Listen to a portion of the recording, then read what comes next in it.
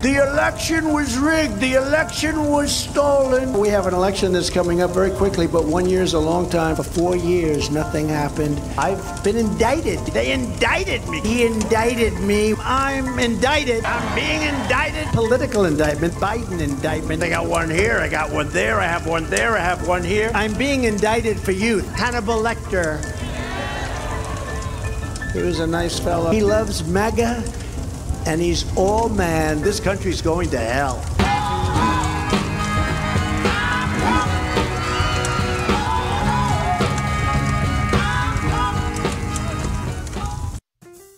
Hello, my name is Commander 401. Yes, I'm a penguin. Deal with it. We're going to be discussing the links between the New Apostolic Reformation, Steve Bannon, Alexander Dugin, and chaos magic. Hannibal Lecter. He was a nice fellow. He loves MAGA. Wow, it's the fairy god Karen. I will not protect you. Can someone turn on the bug zapper? I can't do it, Mom. I can't. Get the hell out of here, you miserable putz, before I have to break out the bug repellent. The Lance Wallnau Show is coming at you live from the Master himself. From the Master himself. From the Master himself. With a special broadcast taken from one of Lance's most recent appearances. Tune in and get ready for some major revelation. I pray you take the smell of smoke, the disappointment, the bitterness, the anger, the feeling of betrayal and loss. That it must be a terrible thing, Lord, to actually feel as though you've been stolen an election and that the nation that you love is suffering with it. I pray, Lord, that you'll take the smoke away, but you'll give him a revelation that he is nothing but an instrument of yours, and that as an instrument, you have your hand on him. Seeing something great happen with the fellow whose show is right before mine on Saturday, Steve Bannon. I see God doing a work in him. I want you guys to pray for Brother Steve. For Brother Steve. This guy's like, I mean, he was probably called to be an apostle. I mean, everything that he does, he's a command center, but he's got an apostolic grace on him. Weirdness, but that's not all. Because we got Leon Benjamin. Weird, right? And here's what he has to say about his fairy god Karen. Instead of us bowing down to them, what you're going to see by 2024 when Trump gets into office is a bunch of folk bowing down to us. Y'all better get ready. Somebody say, get ready! They're about to bow to the crown of glory. They're about to bow to your majesty. Oh, look at your neighbor and say, your majesty. Oh, come on, look at them and say, your majesty. The crown of glory. And that's what they're trying to scare us with the fake news media. They're attacking the crown. America, British is not the crown only. America is the crown. I said America is the crown of glory. Hallelujah. So by 2024, when Trump gets back in office, there's going to be a lot of knee bowing. Oh, every knee shall bow. Oh, y'all not hearing me. Every tongue shall confess that America turned back to God, back to his glory. America. You might be asking, who is Leon Benjamin? Well, he's a serial loser who wants to be a congressman in Virginia, but keeps on losing. You did notice all this advertisement here at the bottom for the Reawaken America tour with Lance Wallnau, but there's other people involved in the Reawaken America tour, like this treasonous buffoon Michael Flynn. General Flynn, do you believe in the peaceful transition of power in the United States of America?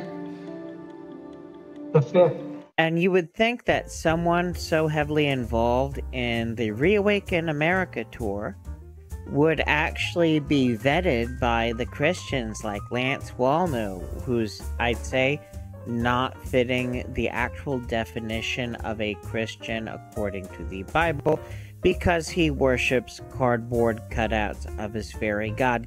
Just saying. seems to be capable of repeating prayers word for word from other religions like Theosophy. So I'm going to play a little clip and then we'll discuss the implications of this and probably where he got his love of Theosophy from. They indicted me. He indicted me. Mighty I am present. I am here, O God, and I am the instrument of those sevenfold rays and archangels. We are your instrument of those sevenfold rays and all your archangels, all of them. And I will not retreat. I will take my stand. I will not fear to speak, and I will be the instrument of God's will, whatever it is. We will not retreat. We will not retreat. We will stand our ground. We will not fear to speak. We will be the instrument of your will, whatever it is. Here I am, so help me God, in the name of Archangel Michael and his legions. I am freeborn, and I shall remain freeborn, and I shall not be enslaved by any foe within or without. In your name, and the name of your legions, we are freeborn, and we shall remain freeborn, and we shall not be enslaved by any foe, within or without. So help me God. God bless you. God bless America. Thank you very much. Now, does anyone remember this? Breaking news. Donald Trump's national security advisor Michael Flynn has resigned tonight, just 1 month into his tenure, amid growing concerns about his contact with the Russian ambassador and whether he misled Vice President Pence about whether sanctions against Russia were discussed. According to my friend Operator Starsky, the FSB and KGB types, Russian intelligence, they're huge into Theosophy and superstition and all kinds of shit like that.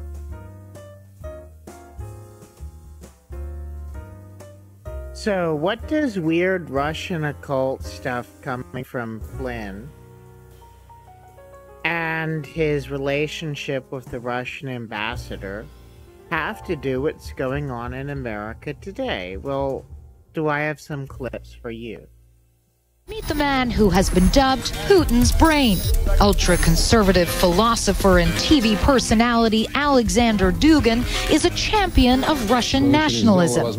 And he says President Trump is on the same wavelength. As long as I could judge on Donald Trump, I have remarked many similarities with my thought. And his inaugurational speech, discourse, was as if I would write it myself.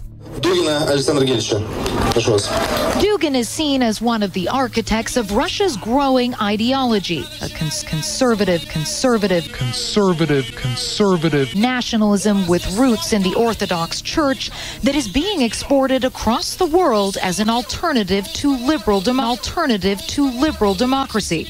November 8, 2016 was an important victory for Russia and for Putin personally. The real help of Putin to Trump was the example shown how we could challenge the country. He provided an inspiration. Yes, inspiration and a kind of example to challenge the status quo, to challenge the conventional wisdom, challenge all these totalitarian principles of globalists and ultra-liberals. So do you think that President Putin and President Trump can carve out some kind of a new world order together? Yes, but not only together, with the participation of others. Not everyone agrees. Dugin is a controversial character even here, but his rabid brand of anti-liberalism appears to be spreading. The church doesn't get involved. We lose elections by 10,000, 5,000, 8,000 people voting. Like I said, 82% of evangelicals showed up. So the message to Washington is,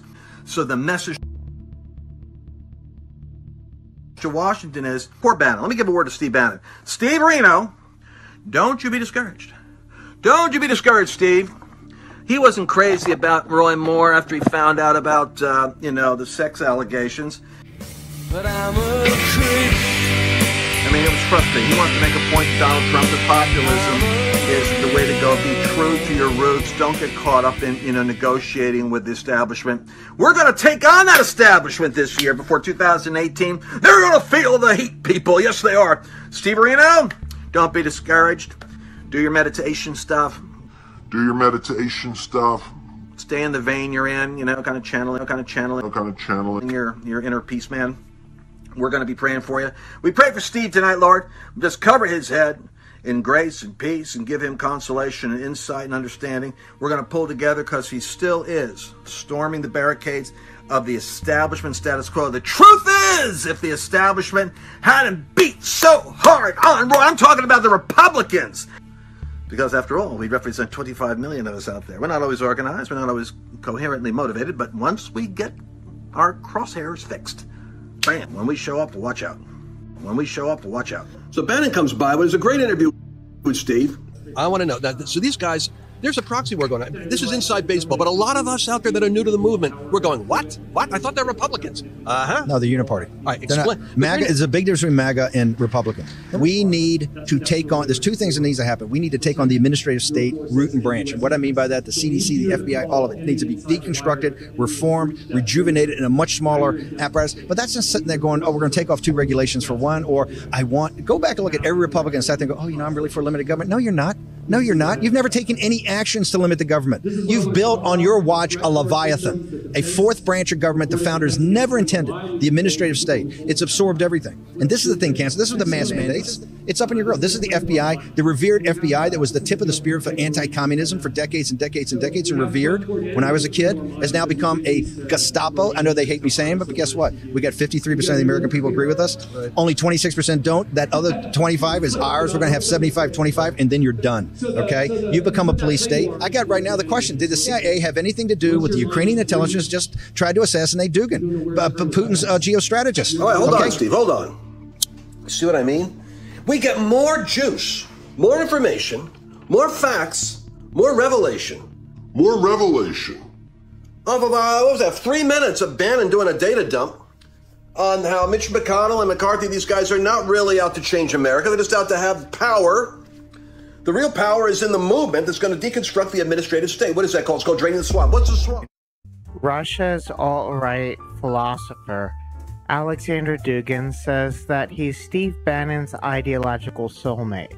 So I want to go to an interview of Professor Teitelbaum, who's professor of international affairs, assistant professor international affairs at University of Colorado Boulder. He wrote a book called War for Eternity after interviewing both Steve Bannon and Alexander Dugin to explain what kind of people these people are and their weirdness. So without further ado, here's a clip. The things that you go into in the book that I didn't realize really motivated this guy and other far-right figures is this philosophy called traditionalism with a capital T. And you say at one point in the book, like, you talk about these sort of like pagan-esque, elements of the far right to your students to show that these people aren't just like scary, but also profoundly weird.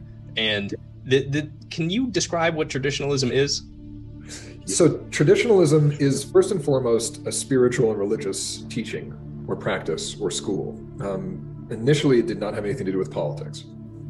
And it posits that millennia in the past, ages and ages ago, there was one true religion, the religion that got it all right. I don't know if you've seen the South Park where they die and they go to they return something, they find out it's Mormonism. Oh no, Mormonism had it all right. The others were bastardizations. Well, traditionalism believed that in the past there was a true, authentic enlightened religion. That's what the tradition is, capital T.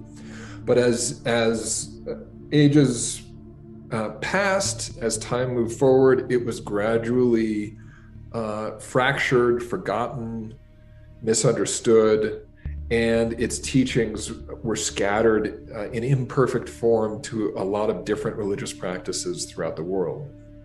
And where you find them today are principally in the mystical, let's say esoteric branches of major world religions. Go ahead, Mr. Trump. In Trump we trust.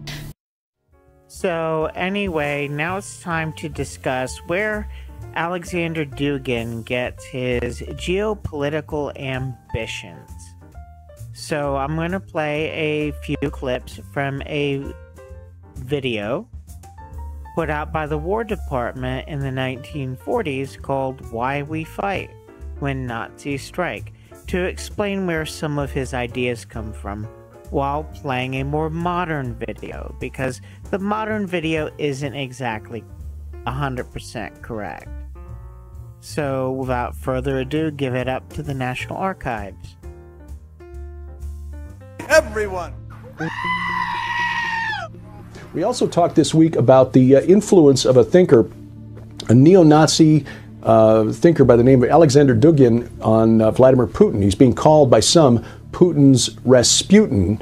His writings, required reading for Russian soldiers, call for a new world order in which Russia would basically control the world island, everything from Kamchatka to Dublin, because he who controls the world island controls the world. This all-important land, the geopoliticians now break up into two areas. One, the Western Hemisphere, which, together with Australia and all the islands of the world, including Japan, comprises 1/3 of the land area. The other area, which consists of Europe, Asia, and Africa, makes up the other 2/3.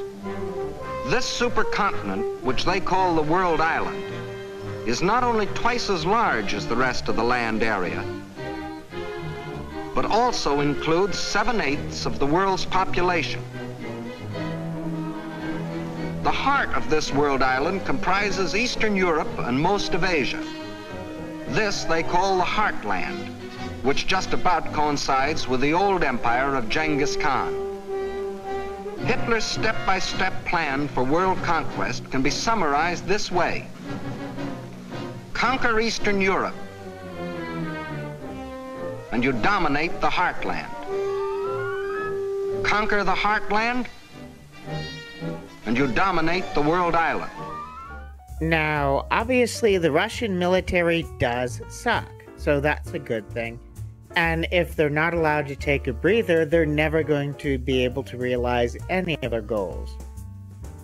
But if they're allowed to freeze the conflict in place, take a breather, learn from their mistakes, and rebuild their military, then we have a problem. We also have to worry about what happens if their fairy god Karen gets into power. Finally, we have to finish the process we began under my administration of fundamentally reevaluating NATO's purpose and NATO's mission. Our foreign policy establishment keeps trying to pull the world into conflict with a nuclear-armed Russia based on the lie that Russia represents our greatest threat. I will not protect you. Someone get my electric fly swatter. I can't do it, Mom. I can't. Frightening, isn't it? All right, let's continue with more about Dugin. This thought by Dugin is based on an older philosophy called Eurasianism, which emerged from the collapse of the Russian Empire in 1917, calls for Russians to look not to Europe, but to the legacy of Genghis Khan to create a greater Russian Eurasian state. No, not exactly. Here's where it comes from. What fantastic dreams was this humorless man dreaming as he stood at Nuremberg and looked down on his fanatic followers? In the Middle Ages, a plague of slavery descended on the world. Out of the wilds of Mongolia came a mighty army of fierce horsemen, led by Genghis Khan. Burning, looting, pillaging. The barbarian hordes swept across Asia and Eastern Europe. Genghis Khan conquered most of the world of the 13th century. Adolf Hitler was determined to outdo him and conquer all of the world of the 20th. Let's continue. A new Russian empire built not on communism, but on the Russian Orthodox Church. In other words, elevating the Russian Orthodox Church to essentially the status of the Vatican. Now, if you're a Christian nationalist and you're getting all excited, just wait a minute. I want you to watch this. In 1933, the German economy was in free fall, with unemployment over 30%. Germany was a nation in need of a savior, and Adolf Hitler decided that he would be the one to fill that role. As Hitler grew more powerful, his religious tolerance disappeared, and he tried to replace Christianity with a new Reich Church, a religion in which there was no God but Hitler. I think after a while, Hitler begins to believe in Hitler. Hitler set up a very horrible antichrist system disguised as a Christian church. His fellow Nazis were only too happy to embrace the Führer as Germany's Messiah. It is only on one or two exceptional points that Christ and Hitler stand comparison. For Hitler is far too big a man to be compared with one so petty. Our Führer is the intermediary between his people and the throne of God. Everything the Führer utters is religion in the highest sense. The president has said he is the king of the Jews, the second coming of God, the chosen one. Somebody had to do it. I am the chosen one. So if you want to watch that video, link is in the description, but wow. So what other kind of batshit crazy stuff does Dugin believe, and what motivates him to want this new world order other than raw power, money, and legacy and other bullshit? In this new world order, Dugin's book in 1997 called Foundations of Geopolitics lays out his neo-Eurasianist theory. His belief states that the world is made up of sea powers and land powers, and Russia, as the world's largest land power, should exert its influence over the entire world island. And this fellow is a mystic. He believes in the divine right of rule and in ancient legends which draw directly from 19th century occultism. Helena Blavatsky. The myths of Atlantis and Hyperborea. He believes Russia, or the Russians are the modern-day Hyperboreans, and they must oppose the evil Atlanteans, which would be us in the West. What's curious is a symbol, and I should have mentioned this the other day. You see on the screen behind me the 8-pointed or 8-arrowed symbol, which is on the cover of his book. This is the symbol of chaos magic. And chaos magic is an outgrowth of the Thelema magical system put forward by Aleister Crowley.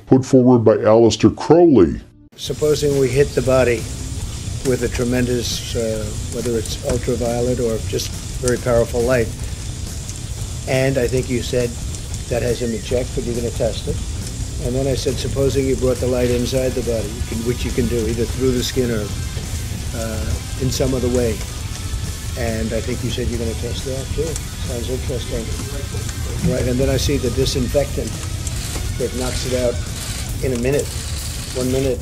And is there a way we can do something like that by injection inside or almost a cleaning? Because you see it gets on the lungs and it does a tremendous number of the lungs. So it'd be interesting to check that. So that you're going to have to use medical doctors. But it sounds interesting to me.